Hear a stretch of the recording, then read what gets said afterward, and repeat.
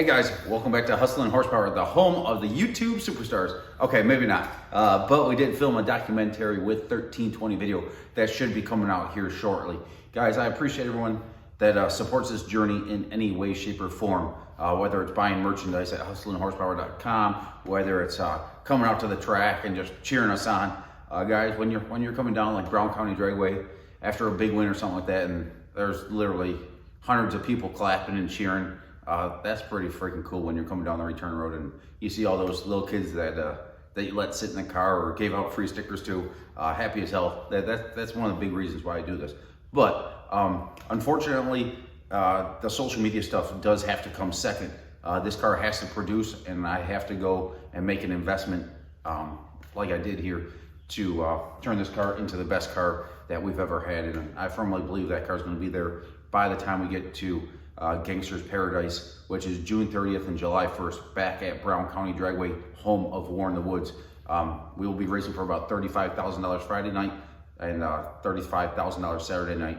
It was an invite-only deal, and we made the cut. War in the Woods, we made it top 10. I believe we had like a top 4 car out there, but we had a little bit of a consistency issue, and that's one of the big reasons why we're making these changes here. So guys, watch out for that 1320 video documentary on yours truly, Hustlin' Horsepower. Like and subscribe to the journey, and watch out for some pretty cool stuff. Guys, I appreciate it, and let's get to this 2-part series here. First video is today. Next video I'll get out in a couple days after.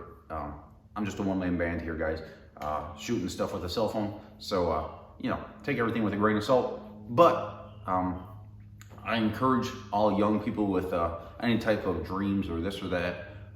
It doesn't have to be racing. It doesn't have to be this or that. Go out there, do it with a steady mind, and do it for the right reasons. Don't ever do anything to prove other people wrong. But if you feel that it's in you to try to prove yourself right, it is a totally different mentality to proving it to yourself that you're capable of doing something versus doing something out of vengeance or out of spite to someone that told you you couldn't accomplish something. So guys, keep chasing your dreams. See you soon. So guys, these boxes right here represent this journey like to a T. Just about everything is used, and just about everything over here on Straight Gangster is used. It's parts that I was able to salvage, not much. Some stuff that I salvaged off the Dirty 30, and some stuff I salvaged off the Homegrown Hustler. And believe it or not, we put this car together for literally $5,000 out of pocket from the salvage parts of those other 2 cars. And it's done well. It's done well to a lot of people's standards. But when you're doing this stuff for a living like we are, full time, the car's just got to produce. So we've had a few wins in 2023 already. We've been in the money 7 out of 11 events or something like that. So in the money 70% of the time is pretty freaking good. But at the same time, when you're competing against the best cars in the country, it doesn't matter if you're the underdog or not, right? Underdogs don't get paid. It doesn't matter. There's no extras. It's a dog-eat-dog world. It doesn't matter. When you come in competition, you have to be the best you can be. And we got to just make some small changes to the car here to be able to bring the best car that we can bring out so that we have a chance at continuing this stuff on. We greatly appreciate everyone that purchases merchandise and watches the YouTube videos and supports the journey in any way, shape, or form. But unfortunately, that's just not enough to keep the journey going. We have to be able to secure a couple good wins each year. And the car's been very good. It's been one of the fastest cars at a lot of the events we've been to, but that consistency that we're missing, we're gonna try to fix that here, and that's gonna be starting with this video. So we're gonna start taking the front end off, going over the front end of this car, and getting ready to make some changes. It's an investment here. We've made a lot of investments and sacrifices to do this journey, like investments and sacrifices for the memories and for the freedoms and for the experiences we've had the last few years doing this full time. But that right there is 100% an investment in my abilities, I guess you could say. It's an investment that has no payoff other than giving us a more competitive car. So it's going to take a little bit of ingenuity, Hopefully these hands are good enough to make something happen pretty good here. And the car's done well, but at the same time, we need to bring it to that next caliber to really compete with some of the best in the country. And we're not trying to be mediocre. You can't expect to do this stuff full time and be mediocre. We need to be some of the best out there. And we need to make the changes to the car that's going to make that happen. First things first here, we're at Jeremy's place, Jeremy Bonnets. I met him doing the drag week stuff back with either the Stretchy Truck or the Dirty 30 way back when. His car's not here right now. He's actually at Big 3 Racing with his car on the dyno. It's a conventional? I don't know. It's a small block Chevy with a blower on it on E85. And it runs pretty dang good. But I met him way back in drag week, maybe 2014. Might have been 2014. But awesome freaking people here. And they're giving me use of the shop here for a couple weeks. It's a little bit more centrally located to some of the races that we're going to be going to the next couple months. And they don't have air conditioning in here, but it stays nice and cool in here. And with the way my health issues are and stuff like that, it's pretty important to be in insulated shop. Even if it doesn't have air conditioning, it's moderately temperature in here right now. So we're gonna start off with scaling the car here. I got my scales here. I'm gonna scale the car. I'm 99.9% sure where the car sits right now, but I keep a pretty up-to-date logbook on that. But I want to do, I'm not necessarily going to show you all the information, but I'm going to keep a very logged information of the changes that I'm making to the car here to try to give us that extra little help here. But Straight Gangster can be a street car. For all you people calling it pro mod, it's even got cup holders, food holder, backpack holder, all the necessities to make this car on the street. Headlight, got tail lights, doesn't have turn signals. Might have to add those in there, but back then, these old cars didn't have turn signals, so depends where you get it inspected. Guys, when you're doing this, when you're scaling a car, you gotta make sure the jacks are out from underneath it. You gotta make sure your tire pressures are set. Make sure the chassis is free. If you got stock doors, got heavy doors, it's not a bad idea to close your doors as well. Of course, you put it at race weight with the fuel in it and everything else like that. And then you sit in the sucker and wiggle around a little bit until everything is set and the chassis is at its neutral point. When you're going through the process of scaling a car, write down all your numbers. Make sure the car is 100% race ready, like you'd go and make a hit down the track. And then record all those numbers, front, back, left, right, and all your corner weights. This will give you a good indication on where to start from or the changes that you've made when you come back, getting ready the car to make another pass.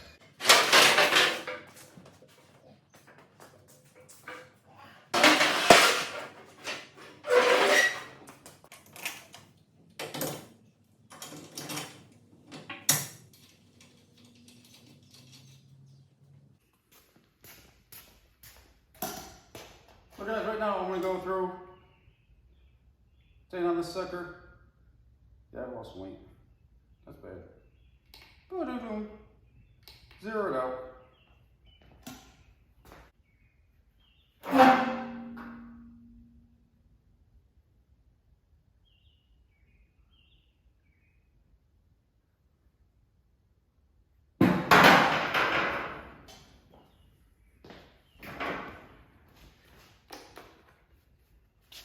A little bit less weight than I remember when I put it on there, because I cut those two holes in there and added those deflectors right there for the stones to keep the stones out of the turbos there. But by cutting those two little pieces out, I took 10 pounds out of it. The front end now weighs 53 pounds. So it used to be 63. Between the spare tire holder that I took out and some of the brackets, I got 10 pounds out of it, but that's still a really heavy front end.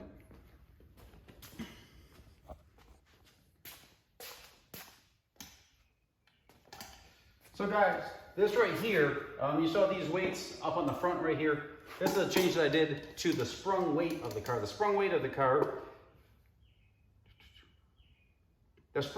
car slows down everything. That's the cool thing about an independent front suspension is when you make your shock change, it literally just changes the rate of what the unsprung weight is moving. or sorry, the sprung weight is moving. With the drop axle, you have a lot of unsprung weight. We'll go through here and we'll talk about that a little bit later in the video. But unsprung weight can / is very hard to control the pressure on the rear tire. And the no prep racing, that's what no prep racing is all about, is being able to have a consistent pressure on the rear tire, whether that pressure is changing or whether that pressure is progressive, depending on if you're big tire or small tire. Small tire racing, in my opinion, you just want a very progressive pressure on the rear tire. With big tire stuff, sometimes you want to target wheel speed and stuff like that. So you need to have consistent pressure on that rear tire, but not necessarily progressive, because your tune-ups change for wheel speed and stuff like that. So that's getting a little bit technical, and explaining it properly in layman's terms gets a little bit difficult. But in small tire racing, we really just want to have a consistent pressure on the rear tire. When we have a consistent pressure on the rear tire, well, then I could come up with a tune-up pretty accurately and pretty consistently. But when you have a change in pressure on the rear tire, well, then you really have to get after power management versus chassis management. And that's not what I look forward to doing. So I hung, I thought it was 25 pounds. I thought these were close to 10 pounds a piece. But these are, we're probably about 7. And how much is this little guy here? That guy's 4 pounds. I thought it was 5. And so these guys are probably about 7 pounds a piece. 7 pounds. I don't know if you could see it or not. So these are about 7 pounds and these are 4 pounds. So I figured they were right around there. Together, it was 20 pounds that I put on the nose of the car to slow it down a little bit when we were racing at Magnolia. Yeah, Ted and Jim's at Magnolia, where we completely sucked it up. But this is one of the methods that I used in the Dirty 30 and the Homegrown Hustler to slow down the rate of the front to keep the porpoise out of the chassis. But losing second round and first round in big tire, you could tell that didn't work out so well. So that was just like Maddie said, Lady Gangster said, it was the nail in the coffin to the changes that we have to make to this car. Like I said earlier in the video, just about everything I got is used, but we are dealers for Viking Performance, shocks, struts, coilovers, springs, heim joints, so on and so forth. We do not stock all that stuff since we are race car hippies and we're always traveling, but if you do want to order some stuff, I believe right now they're on about a 2-week lead time to get stuff out. Since we are dealers for them, and I was like, hey guys, how quickly can you knock these out? They did me a solid and got these deals knocked out in literally a couple days, but they can't do that for everyone. But I appreciate it, guys. Thank you for helping me out there. That's where business relations or sponsorships, I paid for these things, don't get me wrong, but that's where a sponsorship is helpful. When you're in need of assistance, not necessarily monetary assistance. We're dealers for them. I'm tech support for them. I help a lot of racers out that use the Viking stuff, Viking shocks and struts and stuff like that. I help those guys out, and in return, the company helped me out and got these to me a little bit quicker than normal. But guys, that's where relationships come from. It's not always just freebies or this or that or just handouts. You can't expect that stuff in the racing world. Companies are there to make a profit. I don't think any company really started out with intentions of never making money. You know, like that's just not feasible. That's not why companies are around. So if you're looking to get some type of sponsorship from someone, you got to first look at yourself and see what you can offer that company. And if you don't offer that company a whole lot, well, you can't expect a whole lot. But guys, we do this stuff full time, and we struggle trying to get support and stuff like that. We're not out begging for it, but at the same time, we're out traveling the country every freaking week, just about. And we got a pretty good car. We've won several races this year, and we go quite a few rounds. And we got one of a pretty unique looking car that gets a lot of attention, been in magazines and stuff like that. So getting back to it, looks like this stuff's all gonna work. Slowly chipping away at what we're trying to work out here. You're not having fun anymore. I'm still having fun. That's what I'm saying. You know, when you can, Like, I'm still making memories and stuff like that. when you can leave and say it's just not fun. Yeah, boy. It's not worth it. It's not fun anymore. When it becomes no fun no more, That's when I'm you done. change. That's when you change. At that point, I'm selling out. My problem is I still really have a lot of fun doing it. I'm having a hard time walking away from it because I just can't physically do it anymore. That's freaking a lot. Like the last couple days, I've been like, my stomach issues were freaking killing me. See, Jeremy, look at this. Simple. Got all my steering.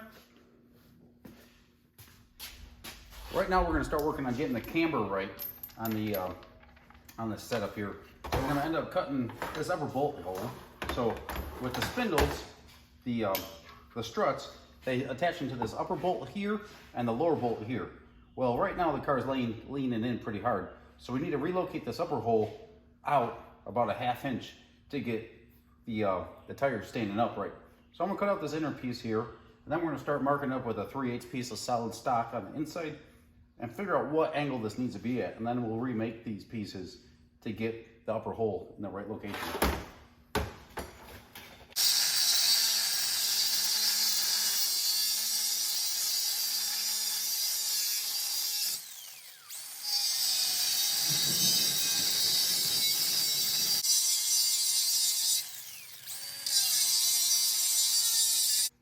So guys, you can see a little bit better here. We got this, it's sitting at 88 degrees, 88.1 degrees, as far as the tire sitting in or out. Zoom it out a little bit. As far as the tire coming in or out, we got it at 88 degrees, which means it's 2 degrees angled in at the top right now. So when the axle goes through its articulation, or the control arm goes through its articulation, it's gonna bow out a little bit and then come back down to 0, probably about halfway through the travel, and probably about 2 degrees out on the top. But that's not overly important. What's critical is the toe in on the car. So that's gonna get configured after we get the rack and stuff like that mounted. You can see here, I relocated this upper hole here. And we're just gonna go through and start doing that right now, because this was at like 83 degrees, which means it's 7 degrees in at the top, and that's just excessive. You look like a dang redneck. So nothing against rednecks or nothing like that, but we're gonna go through and we're gonna take out this bushing here. They're just TIG welded, more like a fused weld on the inside here. So we're gonna cut this out, and then you'll see the ring up here, like it did, you know, a Harbor Freight thing that exploded on me, but it just goes that way sometimes. But we're gonna go through and we're gonna cut out this inner piece here, so then we can relocate that back and forth, back and forth, back and forth. And then Jeremy found this bushing right here. It's a steel bushing. That's at least a 120 wall bushing, and it's the same inside diameter, 5/8 inside diameter, so that shoulder of the bolt will fit in there nice. So once I go to redo this, these will eventually get cut out, and this sucker will get welded into the top here to get our angle in. And this, you can see where the hole is right now. This hole is actually going to be moved out, offset a little bit. Sorry, outside that way. And I'll go through and we'll weld this in here, and we'll weld in the top there as well. I appreciate everyone that watched the video. Tomorrow we get into the real technical stuff, building control arms, making the rack mount, figuring out the positioning of the rack, all that stuff. So guys, I appreciate everyone, all of you that support this journey. Like I said, Gangster's Paradise, June 30th and July 1st. Could be very well could be $35,000, $40,000 Friday night, and another $35,000 to $40,000 Saturday night. And I believe we'll be showing up with the best car we've ever had. So guys, I appreciate it. Time for me to get back to work.